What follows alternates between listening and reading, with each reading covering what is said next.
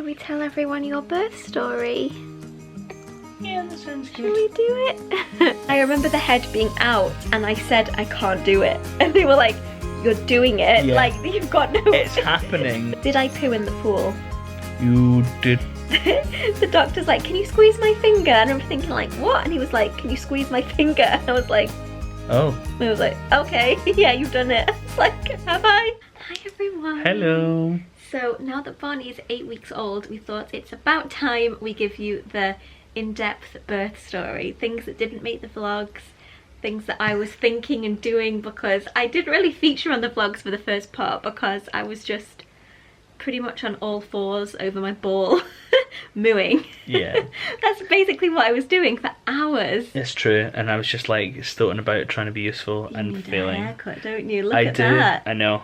It's not good. But the thing is, it looks good when it's in place, but then one strand goes that way, and it's just like It's strange, isn't it? It's really bad. I didn't really have a birth plan. My kind of thoughts were, let's just see how this goes. I knew in an ideal situation I wanted a water birth, I wanted as little drugs as possible, but I was also well aware that it really hurts apparently, and I wasn't afraid to ask for an epidural if I felt like I needed it. So that was always my kind of casual birth plan. yeah, like see how it goes, but maybe have an epidural. Yeah. That was kind of what I had in mind. So I went, oh. Yeah. Yeah. That's what I said. Okay. So my due date was Monday the 13th of July, and on Friday the 10th of July. Well, kind of on the Thursday after we'd done the live, we did yeah. a live on the channel On the Thursday night. on the Thursday night, and you were basically just like very uncomfortable and saying that he was in a different position, like it was pushing in a different. He felt really high. Yeah. So it didn't really make me think he was coming because everyone says he'll feel low. Yeah. And If anything, that's like the opposite of what you should. Yeah. and it just felt incredibly tight. Like my tummy just felt so tight on the Thursday, but I didn't really think much of it, to be honest. I was convinced he was going to be late. We're late for everything, so We thought he would just, take after us. yeah. So Friday morning at 3 o'clock in the morning, I woke up. I used to wake up at that time anyway to have a wee. It wasn't uncommon. So I got up and I was like, oof, I feel like I've got period pains. And it just was that like low back ache pain, and I was like, oh, that's new. But I thought, it's probably nothing. So I got back into bed, was just on my phone, couldn't really sleep. By 4 I woke up Dave because I was like, this really hurts now. Not to the point where I couldn't handle it. I wasn't in loads of pain, but I was like, this is too painful to be nothing. Like, yeah. I think this is the start of something. And from 3 AM till 6 AM, it was just a lot of pacing around, walking. I had a shower, washed my hair. I washed my hair. I was feeling well for like 5 minutes, so I was like, do you know what, I'm just going to jump in the shower, and I do feel a lot better. Let me give you the camera a sec. Yeah, of course, of course.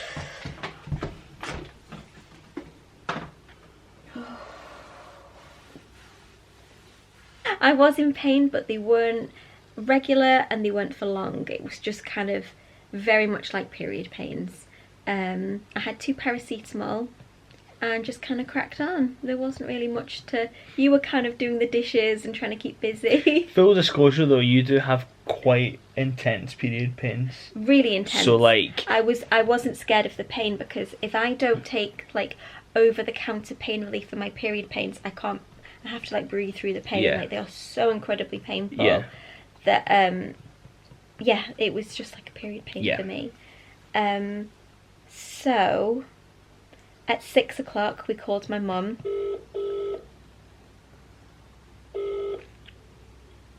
Hi Dave. Hi, morning. Sorry it's so early. So I'm just phoning you because Soph, we think is having some contractions. Oh, and told her that I was definitely in labour. They'd really picked up at this point. I was having to use my Hypnobirthing app, which, funny story, we had the car booked in to get cleaned and I had to download this app to get the car cleaned. The app was called Waves, I think. And when I was on the App Store on the Thursday, so the day before I had Barney, I thought, oh, I might as well download this Hypnobirthing app, because I'd been planning on doing Hypnobirthing like all through my pregnancy, kept putting it off, thinking I'll start this next week. We did have a lot going on. We moved house, like there just was so much going on. We did, but I just downloaded the app literally the day before, and then the next day I needed it, so I thought, oh, I'll just stick on this app, see if it works. I mean, the Hypnobirthing, you're meant to like practice for weeks, and I didn't. I just had the app on the day and it kind of worked. I felt like it was really helping me breathe through them and count, and it was nice to time the contractions. Yeah. 2, 3, 4, out, 2, 3, 4, 5, 6. I think the rhythmic process of it really got you through a stage of it, and I think you can kind of see that in the video actually, where you're very much just counting and stuff. Yeah. So yeah, I was listening to the Hypnobirthing. I was also listening to Show Yourself from Frozen 2. And actually, if you're having a baby, listen to that song and just think about your baby, because it's emotional. Like, obviously the song isn't about having a baby, but you can make it apply. The lyrics are like, show yourself, I've been waiting for you all of my life. Yeah. Super cute. It really, yeah, and it actually is. It in kind that of context, it keeps obviously. you focused on this pain is bringing you to your baby, and there's a reason for the pain. And I think it just stopped me having that mindset. Just helped me from being scared.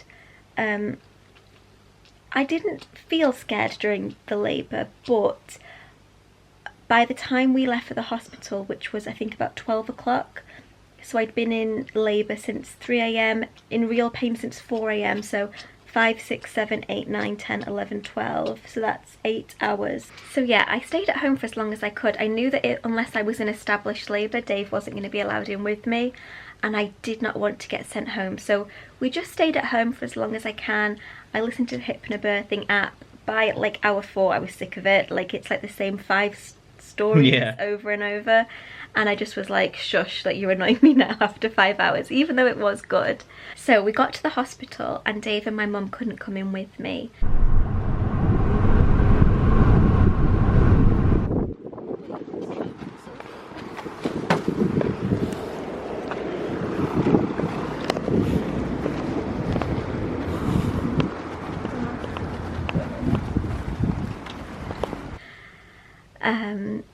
And it was actually funny because I had to walk in by myself and go to the reception. She was like, hi, what can I do for you? I was like, and she just was like kind of staring at me as if she didn't know what was going on. Right. And I was like, I'm having a baby. You're a maternity ward. Yeah, and I was like, I need to see a midwife. And she just was like, have a seat. And I was like, there's no way I can sit down. Like, the pain was too much to even think about sitting down. Anyway, a midwife came to get me and we walked down like the longest corridor in the world together. I think I had 2 contractions on the walk, and she was so nice. She just made me feel completely like safe straight away, because at that point I just felt like I'd lost control, like I needed someone just to take control of the situation. It felt like it had been just too long by myself, and I was starting just to feel really like I just wanted like a fairy godmother just to come in and like sort me out, and that's exactly like what the midwives did. It was incredible. So she examined me and she was really, really supportive, and she was like, Sophie, you're 6 centimeters. I was like, please don't send me home. She was like, we are not gonna send you home, do not worry. So after that quick like examination, she took me across the hallway to a birthing suite, and then she went and got you. Yeah. And it was only, that whole process was only 15 minutes. Yeah. Like, it sounds like a lot, but like for a full examination to get you in and sorted and come and get me in like 15 minutes is nothing, although it felt like an actual eternity for me. Anyway, we're just going to change the battery because it's flashing. Oh yes. There's one charging down there. Okay, I'll get it. Barney's now asleep. Oh, but he should just stay like this for the remainder of the video. Okay, where did we leave off? So yeah, I was taken across to I was in the midwife-led unit birth suite. I think that's what it was called. One sec, we're just having a wiggle. Barney, you've spat it out. It's right here. Barney. Barney. He's looking for it, but he fired it out. He does that. He spits it out, and then like it's like, what did you do with it? It's like, you spat it out. They hooked me up with some gas and air, and I loved it. It was more the mental side of it, like it just gave me something to do and focus on. So this rock star is 6 centimeters. You're doing so great.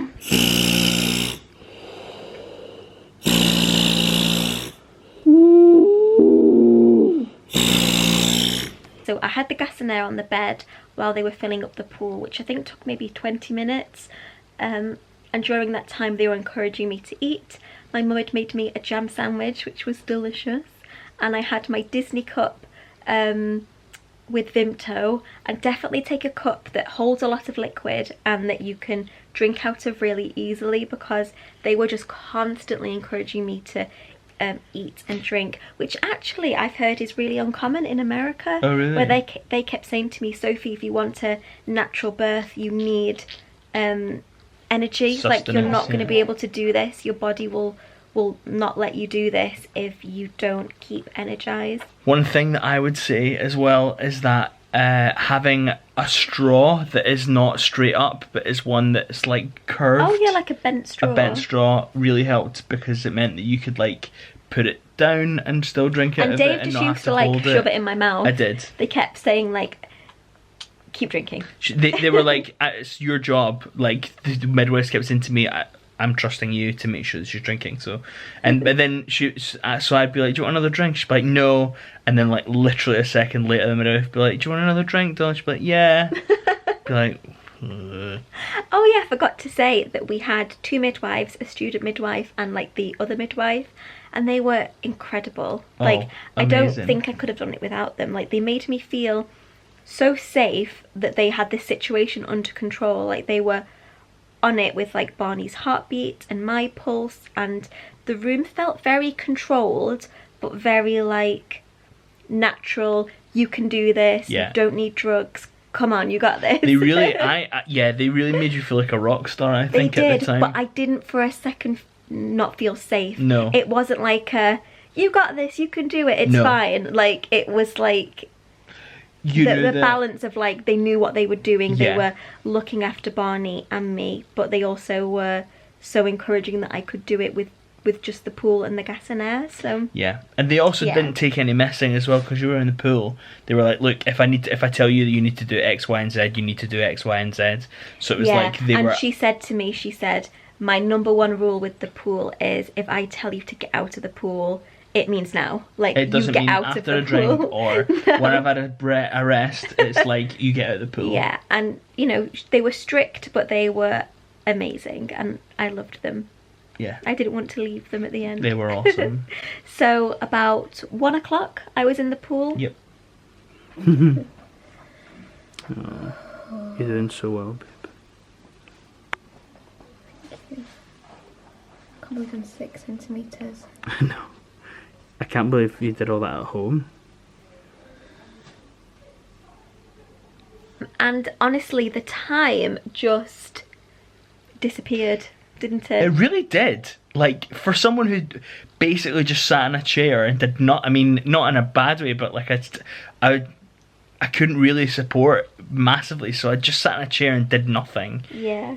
I didn't feel like it was nearly as long as it actually was. And it's funny because Dave was kind of at my side for the whole birth, and I am the kind of person that if I'm not feeling well or sick, I don't want anyone too close. Like, I hate being, like, say I felt sick and Dave was like stroking my hair, I'd be like, get off me. But if you... She often does. But if you were to go out and leave the room, I'd be like, where have you gone? Yeah. Like, come back. Yeah, So yeah. you did exactly what I wanted, which was to be close to me, be there, but not be in my face. So yeah, I was in the pool, I was using the gas and air. They were checking, I think, Barney's heartbeat with like an underwater Doppler, Yeah. like maybe every 15-20 minutes. Yeah, but and then towards the end it was Every five, I think, towards the end.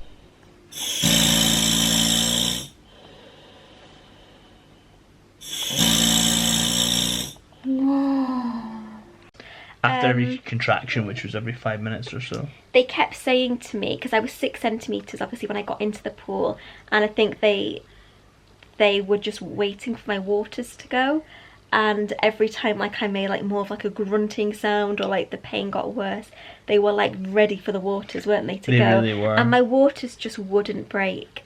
And I think eventually by about 4 o'clock, it was about 4 o'clock, they decided to get me out of the pool and to put me on the toilet to try and have a wee, because they said that they thought my bladder was too full and it was blocking, it was not allowing the waters to break.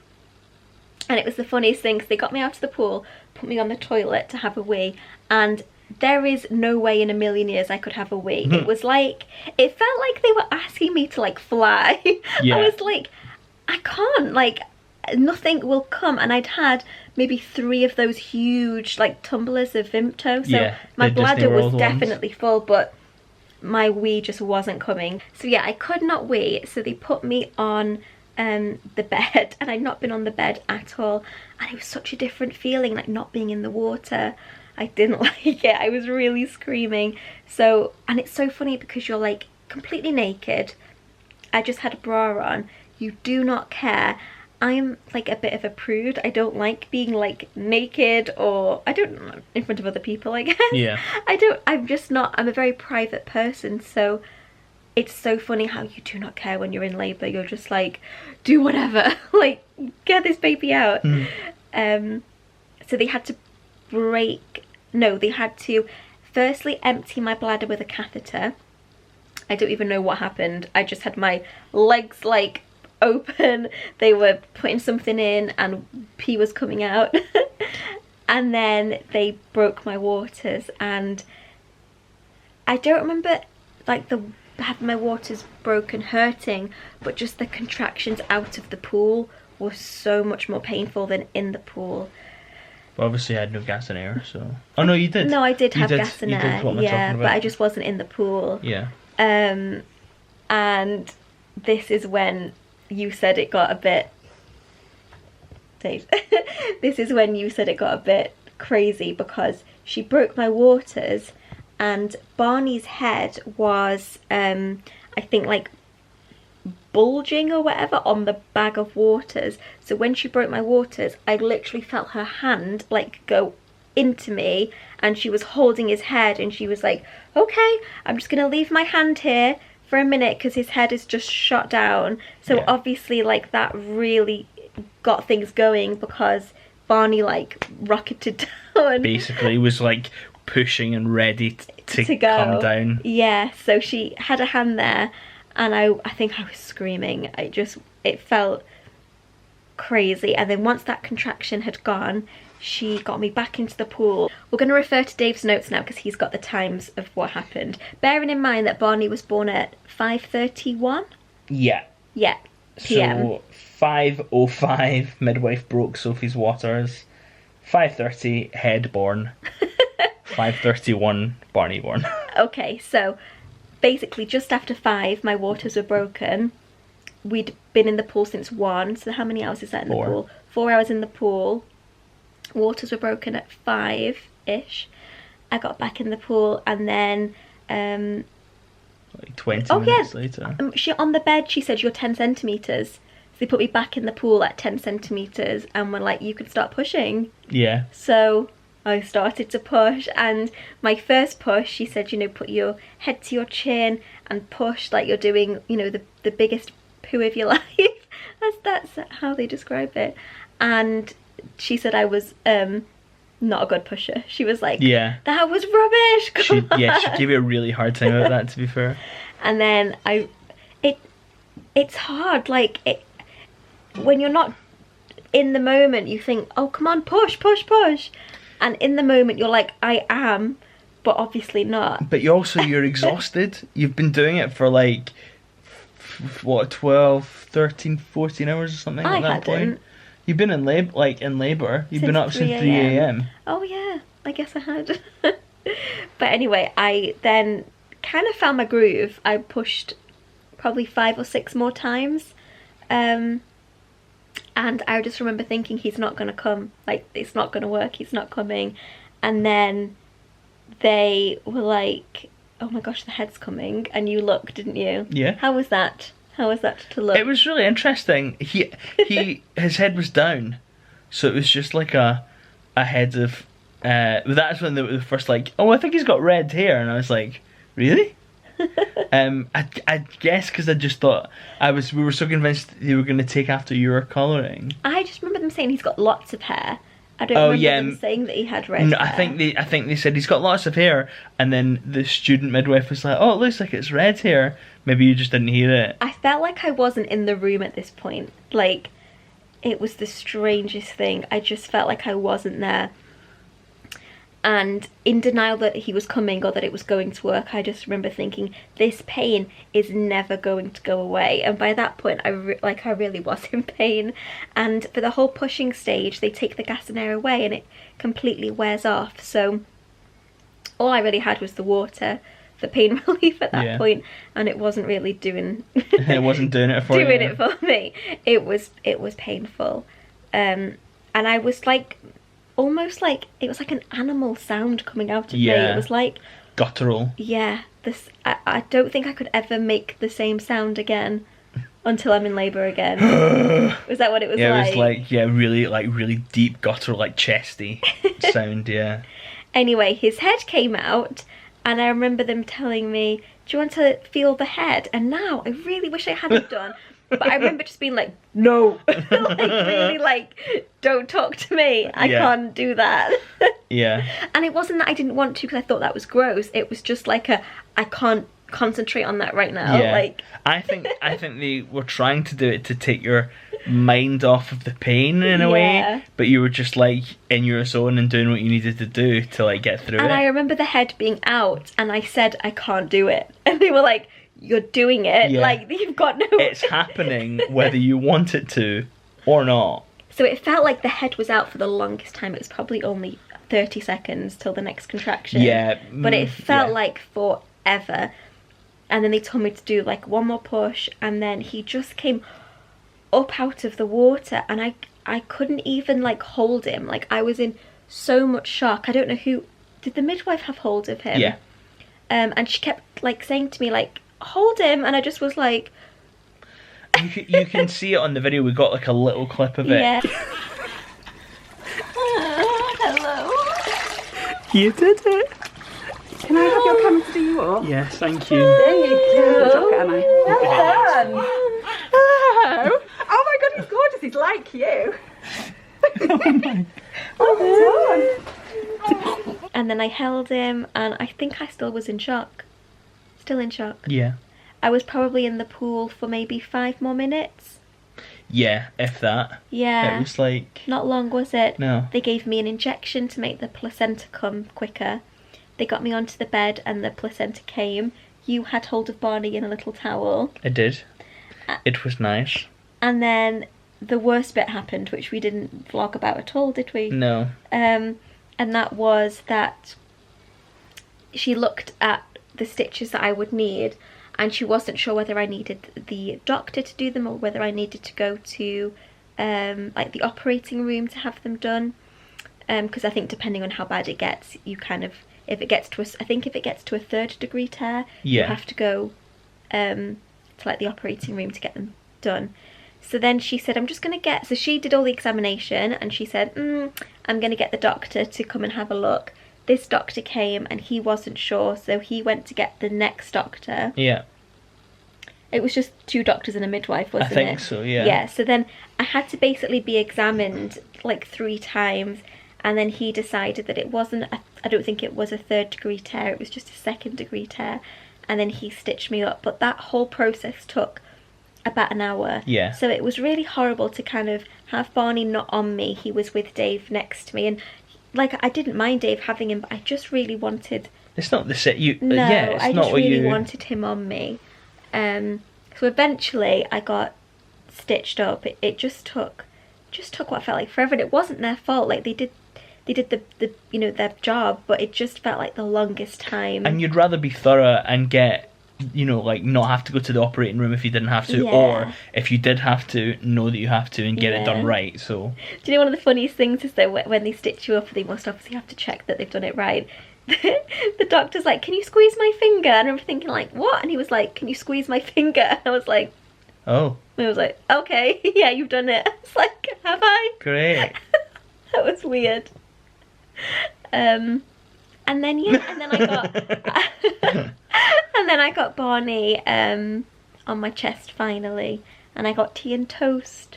Made by me. Oh yeah, you made that. Yeah, I made it. So Barney is feeding. Soph has tea and jam toast. The dream. You're the dream. You're my actual hero. I honestly, like, I just can't believe it. That was it. We were just absolutely in love, and then they said, "Do you want to go home tonight?" And it just was like my gut instinct to go home.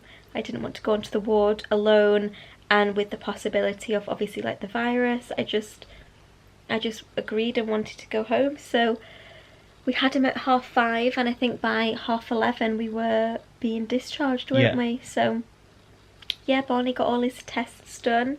I had a shower, put my dress and my slippers back on, and we went home. That was kind of it, yeah. Yeah. Kind of awesome. It really was. And if you're worried about having a baby, I would just say it is painful, but you can do it, and it's the most magical day of your life. Like, it really, really is. And I want to go back and relive it, even though it was painful. Yeah. Like, I want to go back and try and enjoy it. But I guess the minute that pain started, I'd be like, no. Okay, turn it off. Yeah. But yeah, I got really lucky. I technically went into labour at 3 a.m. and by 5 p.m. he was here. Yeah. And apart from the tearing, I guess it was kind of perfect. But that's okay. Nailed it. Yeah. You were amazing. Like, I'm absolutely in awe, not just of you, but like of just what women can do. I think it's incredible, and like very humbling to just see how strong you were. Thank and you. how amazing, and that there's not any slight on anyone in anyone's like the birth story or anything like that, but obviously my own experience was with you, and I just thought you did incredible. Thank you. But yeah, I just went with the flow, and it seemed to work out. So You did. yeah, go with the flow. So yeah, that was my birth story. If you have any questions, please do let me know. I'll try and answer anything that I can. Did I poo in the pool? You did not. You didn't. I feel like you would lie to me anyway. I would lie to you, but I promise you, I'm not lying. It didn't happen. Oh, It didn't. okay. Well, anyone worrying about that? I didn't, so She really, really, really didn't. I promise you. good luck to everyone else not to poo. But you know what? If you do, I swear you won't care. You will not care. You're like, everything goes, all your inhibitions go, and the room just feels so safe. Yeah. Doesn't it? And like, it's not like you'd really notice. There's lots of other things floating about the water anyway. I'm not being funny, but like, completely normal, like, things that have to happen so that the baby's healthy. See, I don't remember any of this. Like, well, just like mucus and stuff. Yeah, I don't remember. And I gave birth under a big tap. I don't even remember that tap being there. Yeah, that's so true. You nearly battered your head off it. no memory of that. So yeah. Yeah. Anyway. Thank you for watching. Please subscribe if you're new to our channel. We do new vlogs every day, Monday to Friday. Should be 6 o'clock, but it's normally 8 o'clock because, yeah, things get in the way. Hit the like button and the notification bell. Make sure you get notifications on all of our videos. Check us out on Instagram. I'm nearly at 20k! Yay! So... I'm nearly at 30. Oh. Alright, show off. Let's get me to 20 before she gets to 30, otherwise I'll feel sad. Thank you for watching, and we'll see you in our next one. Have a lovely weekend. Bye, we love you. Bye. Bye everyone. Thanks for listening to my birth story. Barney.